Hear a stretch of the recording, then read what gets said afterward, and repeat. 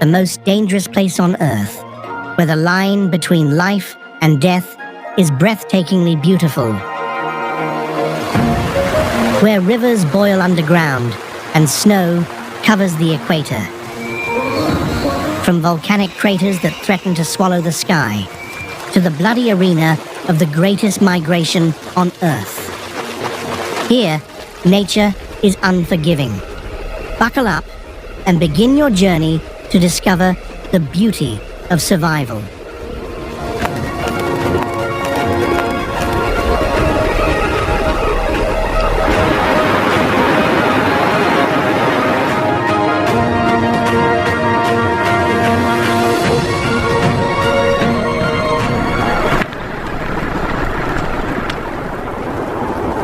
Nothing happens here that gives you time to prepare. Nairobi wakes up quickly, a rapidly growing African capital. Traffic, skyscrapers, office buildings, morning chaos. But there is a secret hidden behind this skyline. Just beyond the highways and high-rises, the city abruptly ends, cut cleanly like a page ripped out, and the wild world begins. Nairobi National Park, a golden stretch of savanna nestled against the glass towers. Established in 1946, when the city was still young and growing, Nairobi has expanded in all directions over the decades, but the heartbeat of the wild still resonates.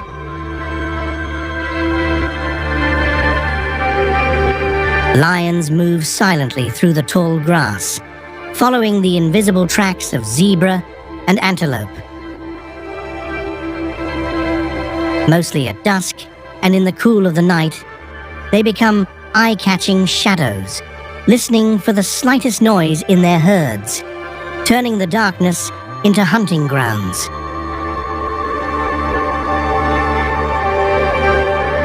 Among the acacia trees and rocky outcrops, a creature moves with a different kind of gravity, the black rhino. They look invincible, but they are extremely wary.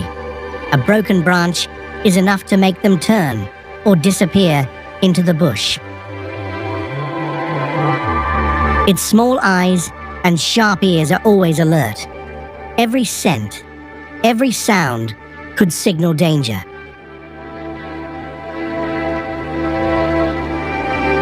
Sharing the horizon are the Maasai giraffes, the tallest land animals.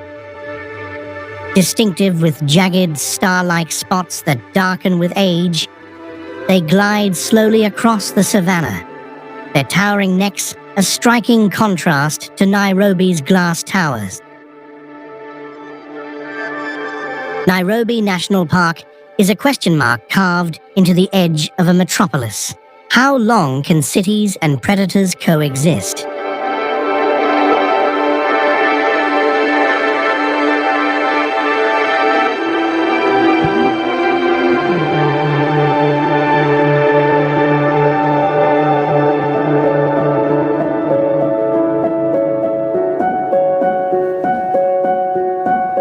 The Ngong Hills are where the Great Rift Valley meets the sky. 7 sprawling ranges that look less like mountains and more like the backbone of a giant lying underground. Mist drifts along the slopes like a living veil, obscuring and revealing each peak with slow, deliberate breaths.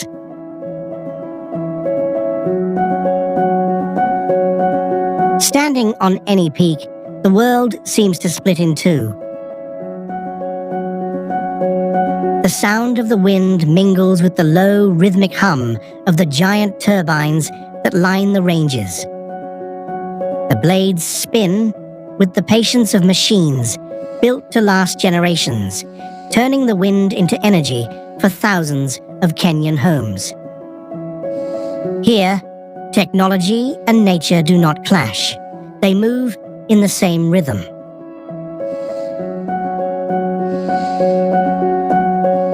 For centuries, the Maasai have walked these ranges with their cattle, trusting the wind as their messenger. The wind heralds storms, heralds change, and what, according to old stories, brings with it the presence of unseen spirits. Their red shoe cars still appear occasionally on the slopes, a splash of color against the lush green.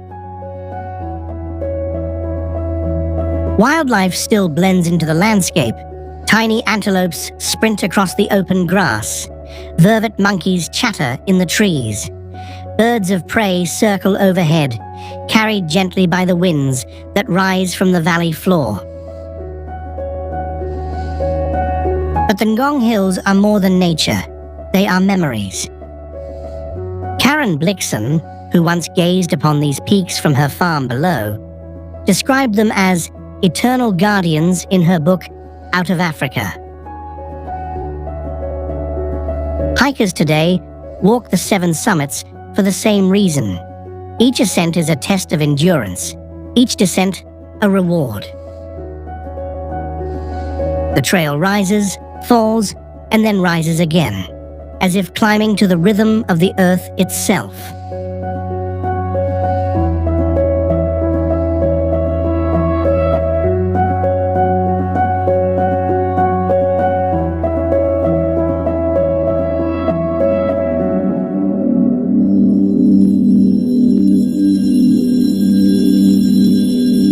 Hell's Gate doesn't come gently.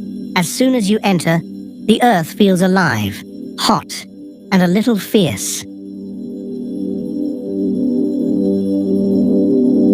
Narrow canyons twist like scars through volcanic rock, the cliffs so narrow that sunlight barely reaches the ground. Steam hisses from cracks underfoot, carrying a mineral scent as a reminder that this landscape was shaped by forces far older and fiercer than humans. Cyclists ride through the valley, but every turn carries a quiet tension. Cape Buffalo graze silently, heavy-shouldered and unpredictable. They are not aggressive by nature, but when startled, they react with the speed and strength of a ram. The guides here advise you on one rule: never assume the buffalo will move first.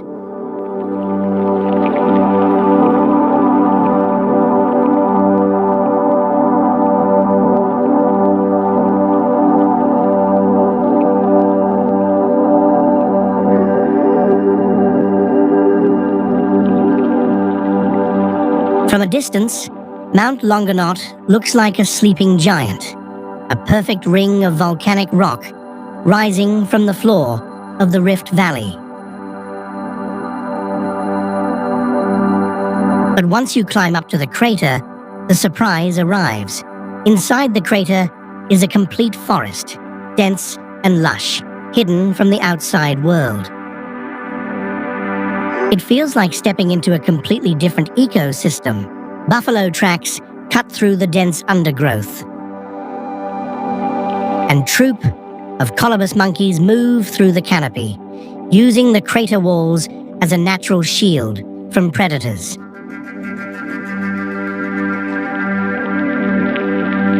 The forest inside Longonot is a sanctuary shaped by isolation.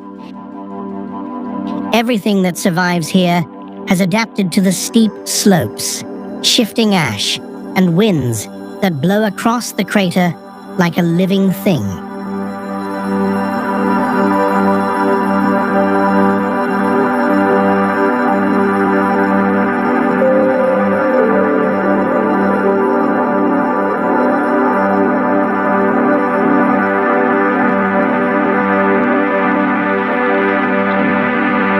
Lake Magadi looks magical before you understand why. Its surface changes from blood red to neon pink to deep purple, colors created by extremophile bacteria that thrive in water too alkaline to touch. The lake's pH can reach 12, strong enough to burn skin. Even the lake's shores are cracked with soda crystals, sharp and brittle in the sun. Most animals avoid Magadi altogether. Only one creature dares to call Magadi home, the flamingo.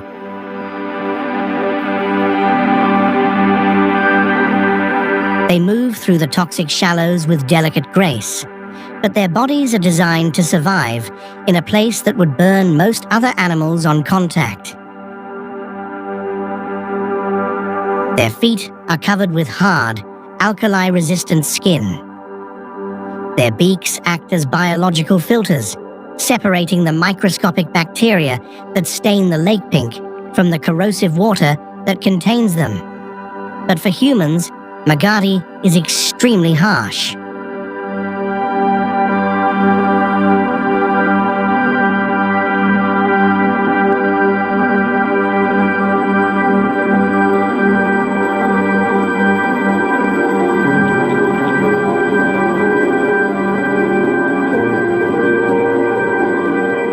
Fourteen Falls does not appear gently. It explodes from the first moment. The Athi River comes here as if torn apart, splitting into 14 white waterfalls, falling simultaneously into the rocky gorge below. Each stream has its own timbre, roaring, hissing, rolling, colliding, creating a sound that is both chaotic and captivating, like an ancient choir. Mist hangs in the air, thick enough to partially obscure the other bank. Sunlight filters through each drop of water to create rainbows that appear and disappear, making this place both beautiful and feel beyond the real world.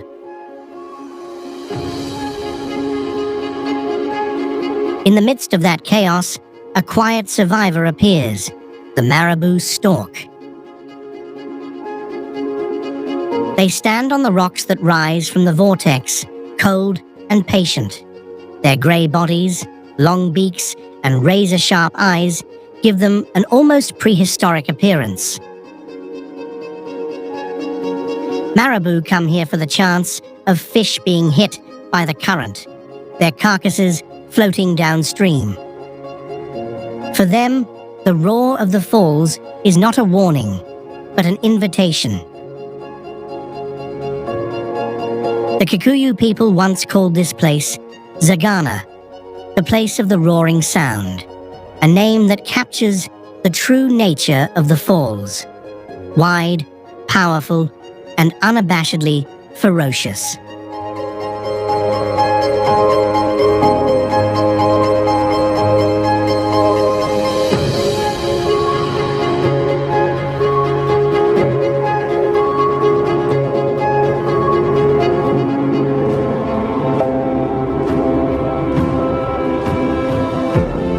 Naivasha, a peaceful freshwater lake surrounded by open skies and tall acacia trees, is incredibly calm and still.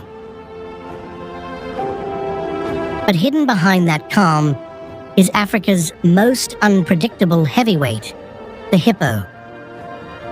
They spend their days submerged, eyes barely above the surface, waiting for dusk to return to shore. Despite their heavy, bulky appearance, they can sprint faster than humans and defend their territory with explosive aggression. Most deadly encounters in Africa begin just like Naivasha, quiet, harmless, yet fierce, brutal.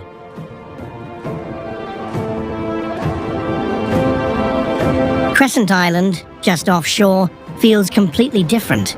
Zebras graze without looking back. Waterbucks stand knee-deep in the grass, unperturbed. Giraffes move slowly, gliding across the open plains, their silhouettes looming over the island like walking sculptures.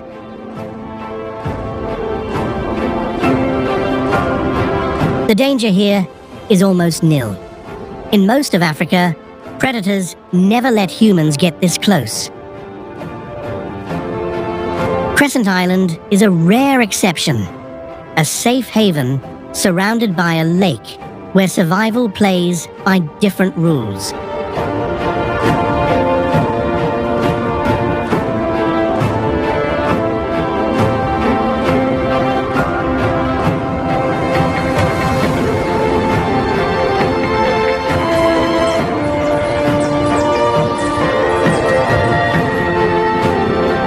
Further north, the land is drier, harder. The trees are sparse, the earth is red, and the heat presses down with an almost crushing weight. This is Samburu, home to people and animals who have mastered endurance better than anywhere else in Kenya.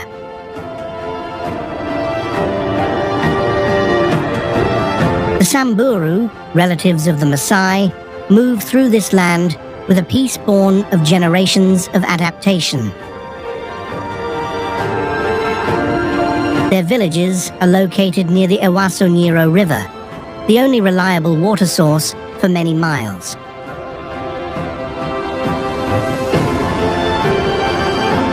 Wildlife has evolved in equally precise ways. The Samburu 5, Grevy's zebra, reticulated giraffe, Somali ostrich, Besa scimitar oryx, and gerenuk are built for survival. Each animal here is defined by efficiency and timing, but one stands out, Grevy's zebra. Larger, sharper, and quieter than the common plains, Grevy's zebra is built for survival. Its stripes are thinner, its ears wider, and its stamina unparalleled. Most zebras drink water daily. Grevy's zebras can go for days without water, regulating their body temperature extremely efficiently, conserving every drop of water the way other animals conserve energy. During droughts, they gather near the shrinking riverbanks, watching the horizon with an almost suspicious wariness.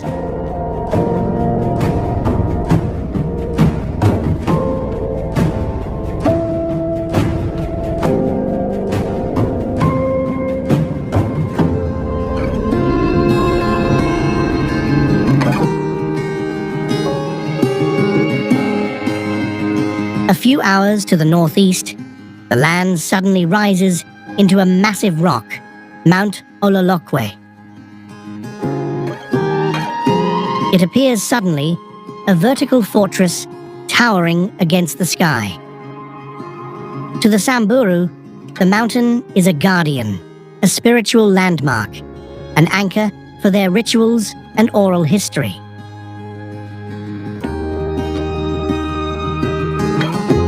From the base of the mountain, the cliffs appear unclimbable. Heat radiates from the rock like an invisible barrier, and shadows gather at the foot of the mountain as if avoiding the sheer walls.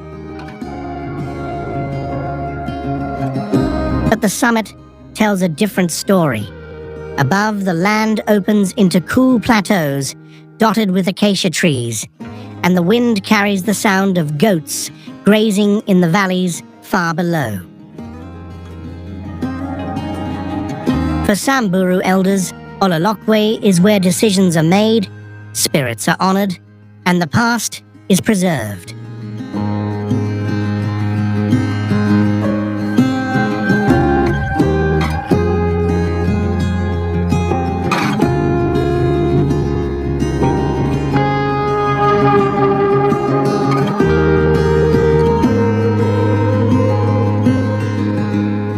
Beyond Ololokwe, the land drops into one of Africa's most dramatic basins. Lake Turkana, Earth's largest desert lake, stretches like a blue scar across an otherwise barren world.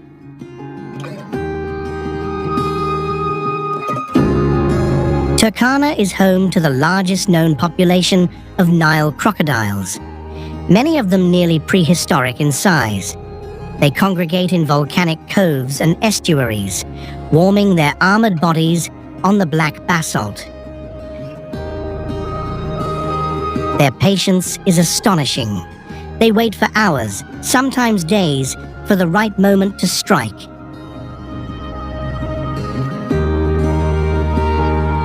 Along the eastern shore is Kubi Fora, one of the most important archaeological sites ever discovered. The skull fragments and ancient tools found here have rewritten the story of human origins. The ground beneath your feet carries the memory of the early hominins who lived, hunted, and died here nearly 2 million years ago.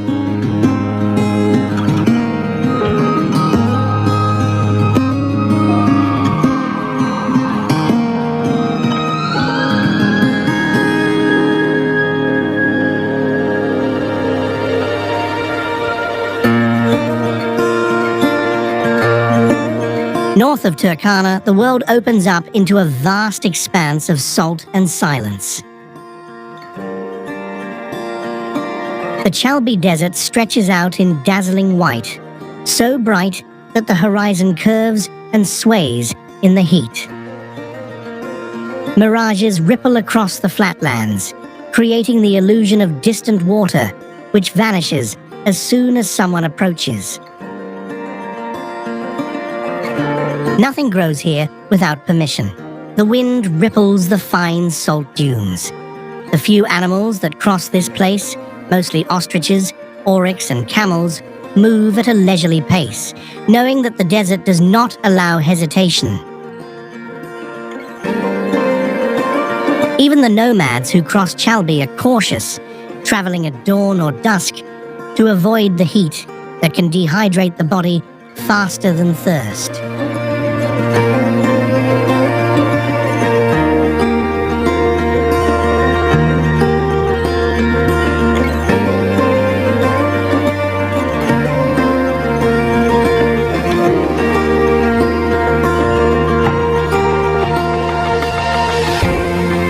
As the northern heat subsides, the terrain takes on sharp angles and the winds become colder.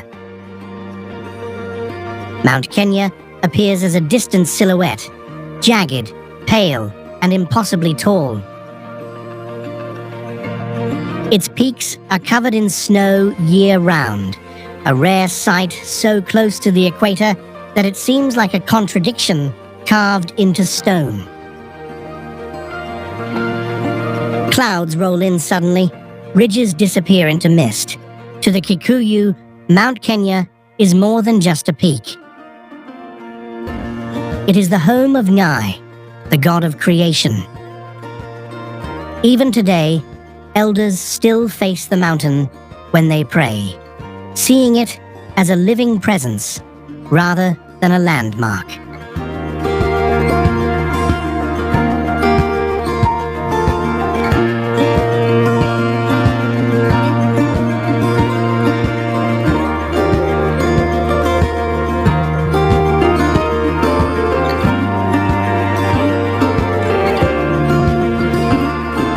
Further west, the Afro-Alpine slopes of Mount Elgon loom like an old, crumbling fortress.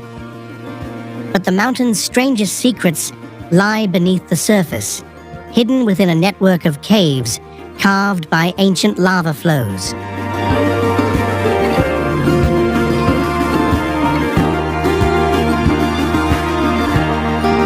Kitum Cave is the most notorious of these, a huge echoing chamber that stretches deep into darkness.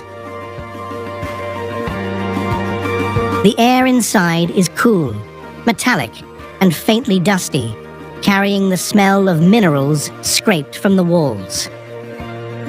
And then there are the elephants. Only here do wild elephants deliberately enter the caves, weaving through narrow passages with surprising care to find salt trapped in the rock. They dig with their tusks, chiseling away at the walls in search of the minerals their bodies crave. It's an extraordinary feat not seen anywhere else in Africa.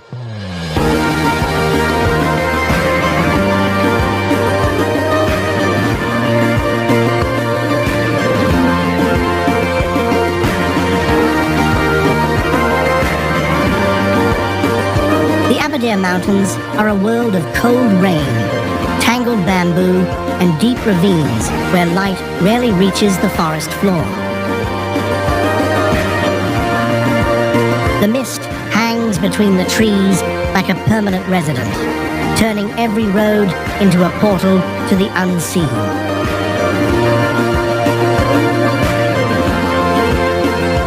During the colonial era, these mountains hid Mau Mau resistance fighters, men and women who disappeared into the forest to fight in a war that would shape Kenya's future.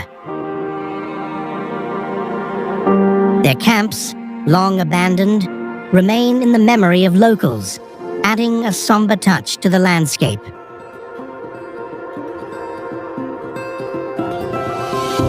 North of Aberdare, a field of jagged volcanic rock rises from the high grasslands, the Dragon's Tooth. Each column of rock looks like a broken fang, jagged, weather-beaten, scattered across the grasslands as if some ancient creature had left its teeth behind. In mist or low clouds, the rocks look even more eerie, forming a natural maze of crisscrossing basalt blades. But Aberdare holds another secret, the elusive black leopard. In this region, rare sightings have become legendary, a shadow creeping through the bush, a silhouette against the mist.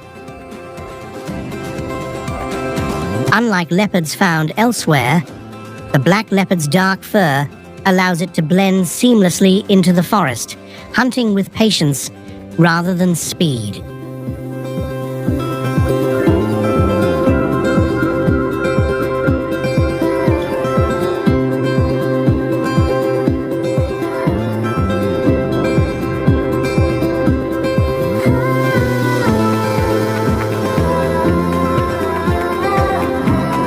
This is Ol Pejeta, one of Kenya's most important conservancies. Ol Pejeta is home to the last two surviving northern white rhinos. The two females, Najin and Fatu, are guarded 24/7, monitored by armed guards, and surrounded by a conservation effort that has become a global symbol of what humanity is losing. Their species is functionally extinct. There are no males left. They cannot reproduce naturally. Their survival now depends on science, on archived genetic material, and on groups trying to reverse a tragedy that began with decades of relentless poaching.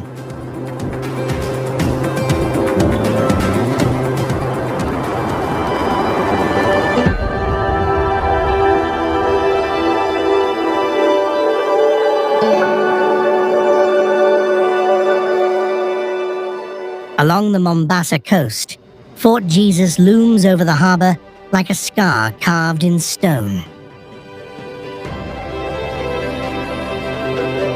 Built by the Portuguese in the 1500s, it was not merely a defense, but a statement of control. And over the centuries, every empire that wanted this coast has left its mark on these walls. The Portuguese took it first, then the Omanis, then the British. Each invasion was accompanied by sieges, famines, and executions. The limestone blocks still bear the faint traces of cannon fire, and below the courtyard is a network of cells that were used to hold prisoners at the height of the East African slave trade. Carved doors, coral stone walkways, and echoes of Arabic calligraphy reveal a world where African, Arab, and European history collide and blend.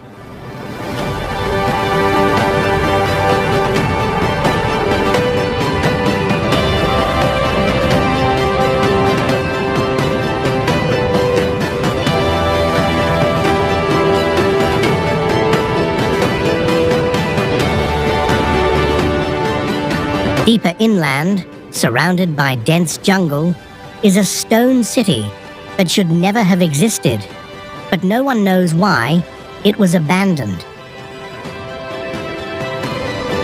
Gedi was prosperous in the 15th century. It had coral stone houses, ornate mausoleums, and a palace complex with a drainage system far ahead of its time. Then, around 1600, its inhabitants fled. No records, no explanation. Today, vines twine around crumbling domes, and monkeys leap over the crumbling walls where merchants once traded ivory and spices.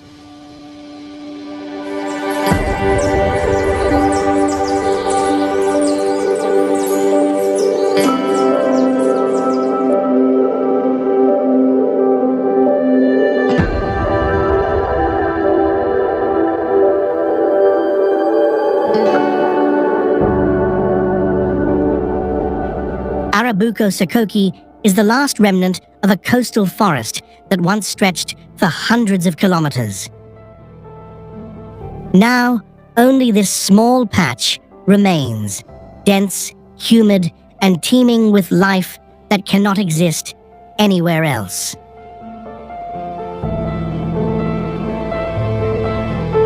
Sengi, the elephant shrew, is one of its most remarkable inhabitants.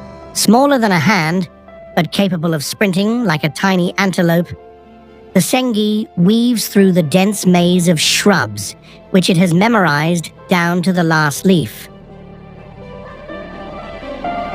With its long nose, it searches for insects, stopping frequently to listen for danger. Its survival depends on a combination of speed, precision, and a keen awareness of the fragility of this ecosystem.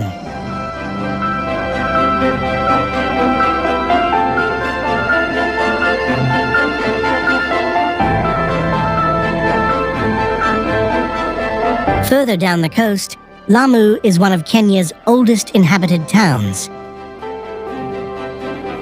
Narrow alleyways, barely wide enough for one person to pass through, slow things down. Donkeys carry their goods through a maze of stone houses, their hooves tapping against coral walls polished by centuries of use. Arab, Persian, Indian, and African influences blend naturally into the town's architecture, cuisine, and daily life.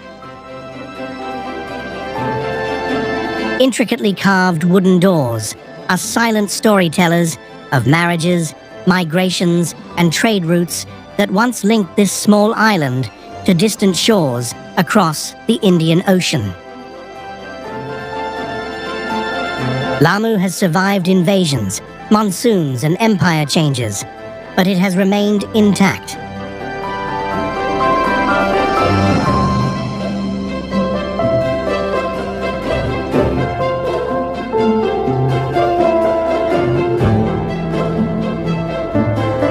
Just south of Lamu, the coast glows with clear turquoise waters.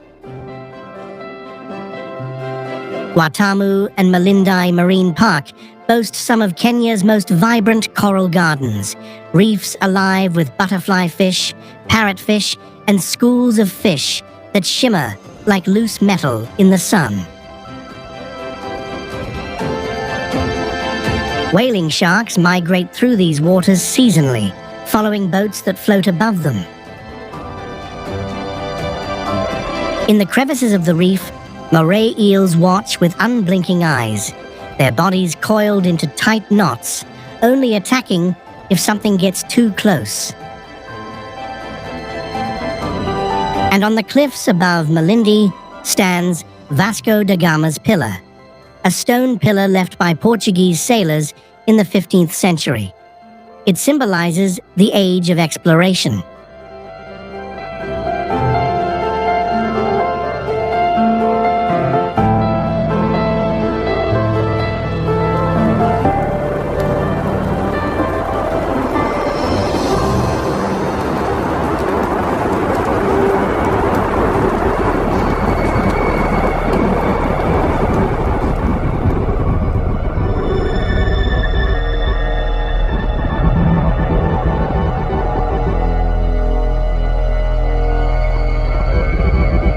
The West Pokot Hills is a rugged remote highland region in northwestern Kenya, where steep mountains, deep valleys, and terraced fields create a landscape of sharp contrasts. The hills transform from dry, rocky slopes into patches of green that cling to the terrain like hidden oases. Villages line the slopes, home to the Pokot people, herders and farmers who have adapted to the harsh environment over generations. Deep in one of these valleys lies a silver ribbon, a majestic waterfall where the river tumbles down from the basalt cliffs into a narrow gorge. From a distance, the waterfall looked like a silver blade cutting through rock.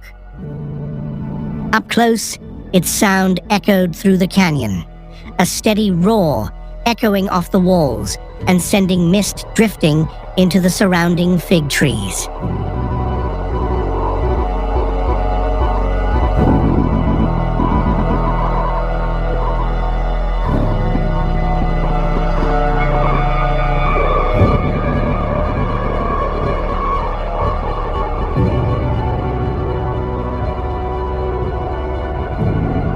Some landscapes reveal their danger. Tsavo does not. This place is told through stories. During the construction of the railway in the late 1800s, 2 male lions terrorized workers here, dragging them out of their tents at night. They hunted fearlessly, without pattern. To this day, the man-eaters of Tsavo remain one of Africa's most disturbing stories of predatory behavior. The endless arid plains, the endless mountains, all in a silent space. Here ancient lithic fragments appear. The Shetani lava flow, dubbed the Devil by locals, is still young, as if it had cooled yesterday. On this harsh terrain roam Tsavo's most iconic inhabitants, the red elephants. Their color is not natural, it's made. They're coated in iron-rich dust to protect their skin, turning their massive bodies a rusty metallic color. In the sunlight, they look as if they've been sculpted from the desert itself, shaped by a world where size is no advantage unless combined with strength.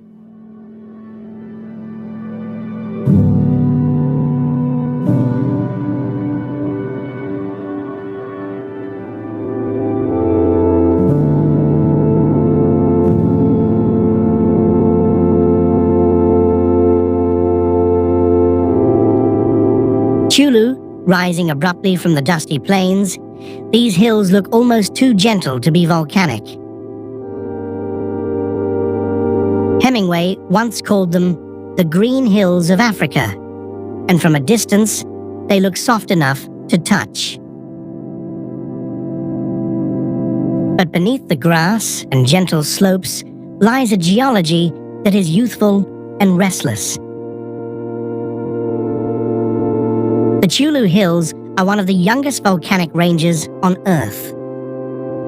Their lava tubes cut deep into the earth, forming caverns so vast that entire areas remain unexplored. On the ground, wildlife moves silently along the slopes, the spiral-horned antelope.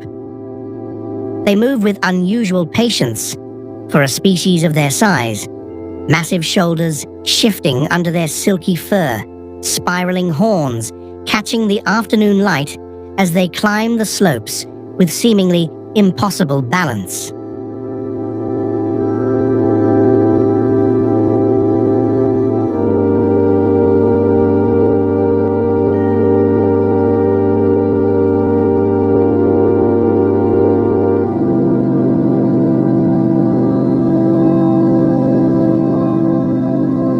Here, the view is unmistakable. Amboseli, vast plains, stretching towards the snow-capped peak of Kilimanjaro.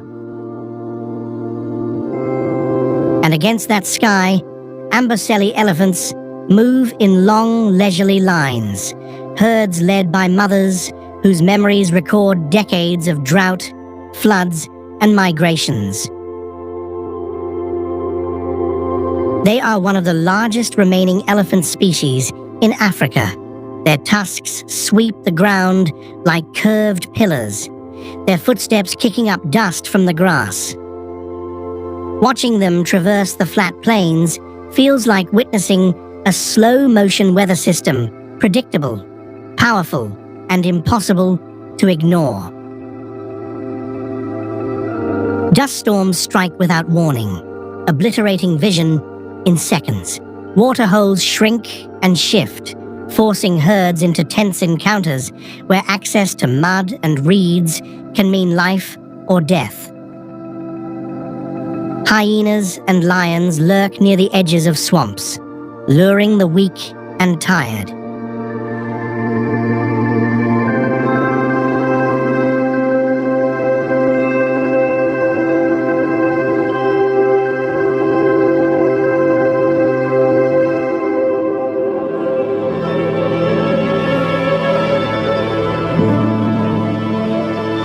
Lake Chala is nestled within the steep cliffs of an ancient volcanic crater, its waters incredibly clear, turning blue in the sunlight and pitch black when the clouds roll in. The path down to the lake's shore is narrow and quiet, a silence that makes footsteps more audible than usual. No major rivers feed into the lake, and no streams flow out. The lake's water level rises and falls like a slow pulse, driven by underground currents that are not yet fully understood.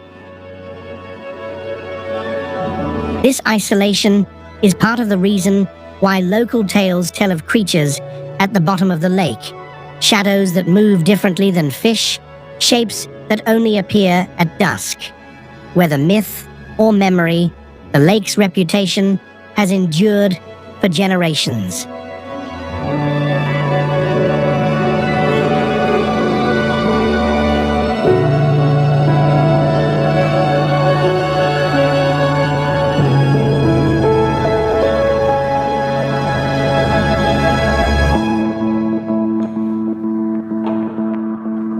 The Mau Forest and the rolling tea fields of Kericho are incredibly peaceful.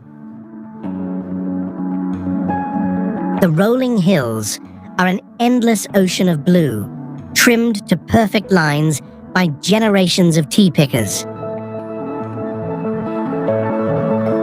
However, the land itself has a troubled history.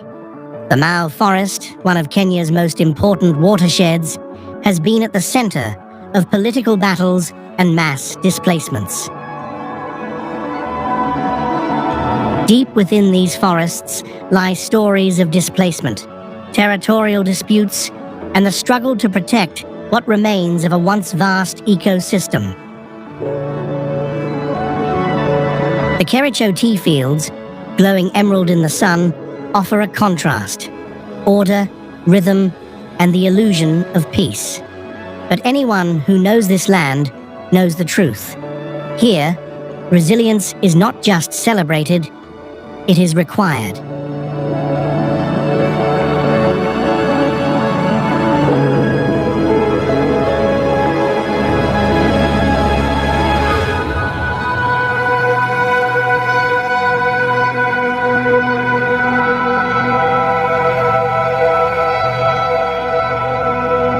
Lake Victoria.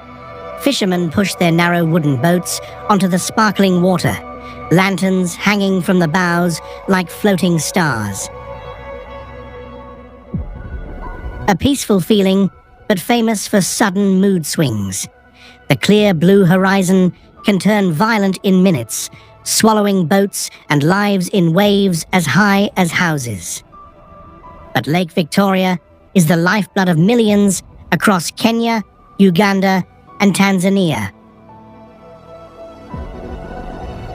The lake's fishing culture is ancient, with its waters a crossroads of tribal trade routes long before borders were established.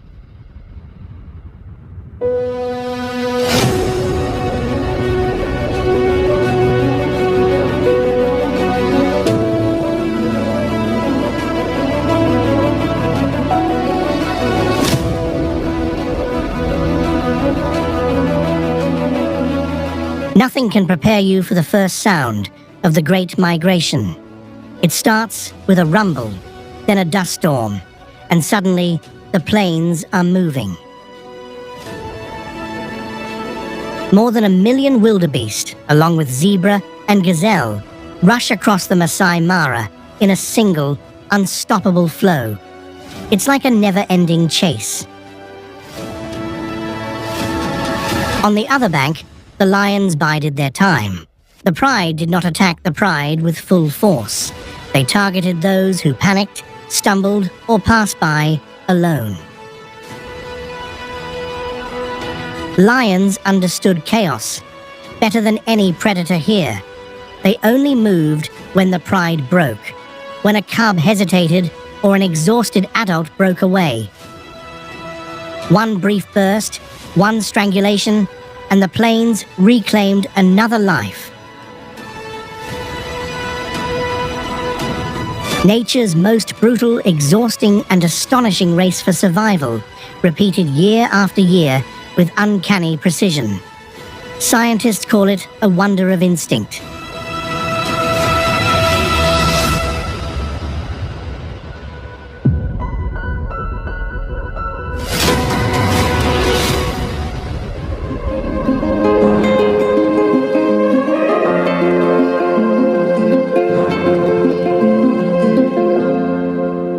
Just a short drive from the turbulent Mara River, you'll come to a more peaceful scene. A Maasai village standing tall in the sunset, its huts arranged in a protective circle.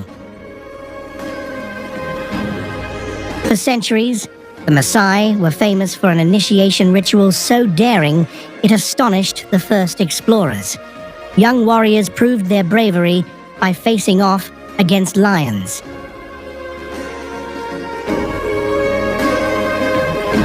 It wasn't a sport, but a test of responsibility, a way to show their willingness to protect the community.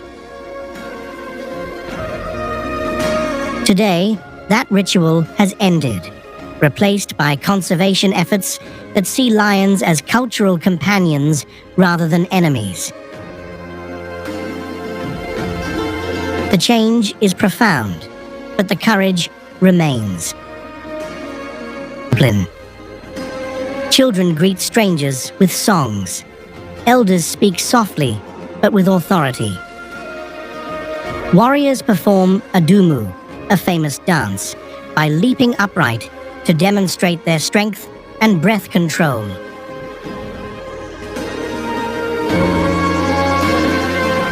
Life here is not romantic. The climate is harsh. Livestock must be protected, and traditions face constant pressure from outside. Yet the Maasai continue to cling to a way of life built on community, courage, and respect for the land. As the sun sets behind the savannah, the village glows in a warm red light. It feels like the end of a chapter, but also a reminder of the story of Kenya's wild heart.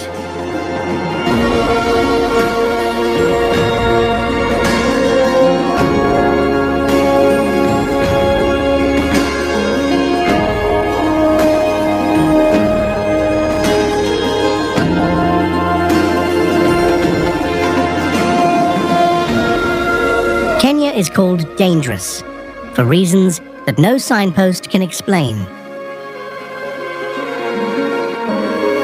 In Kenya, survival is not a spectacle. It's a rhythm that everything follows. And once you've seen it, the danger is simple. You'll spend the rest of your life yearning to go back.